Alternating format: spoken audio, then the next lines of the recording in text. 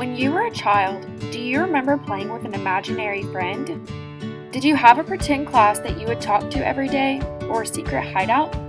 The book Bridge to Terabithia by Katherine Patterson is about two friends who bond through adventurous times in the forest where they make their own secret getaway. Jess Aarons is an 11-year-old boy who lives on a farm with his parents and four sisters. One morning before school started, Maybelle, Jess's younger sister, informed him that a new family was moving into the old Perkins place next door. While Jess blew off this new fact, he would soon realize that his new neighbor would become his new friend. Jess had been preparing for the school race all summer, and his time to shine finally came.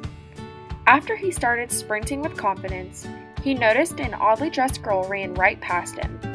After this new girl won the race, she immediately found herself talking to Jess and trying to befriend him. Jess finally gets over his loss and starts to talk with Leslie, the new student who had won the race, where he learned she was his new neighbor.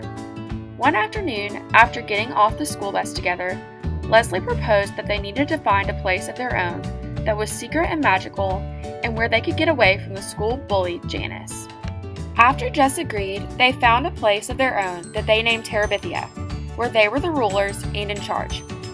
Back in the woods beyond a rope swing was where the two children met and played each day after school, giving them a place to feel free and accepted. This was where Jess could draw and where Leslie could make up magical creatures that lived in their kingdom. Later in the book, Jess is invited by his art teacher, Miss Edmonds, to go to the National Gallery in Washington. Because of his love for art and puppy love crush on his teacher, Jess jumps to the opportunity to go, leaving Leslie behind to rule Terabithia. Once Jess returns home after a day filled with artwork, his life is immediately changed forever, and Terabithia is never the same. To find out what happens to Jess and Terabithia, read Bridge to Terabithia by Katherine Patterson.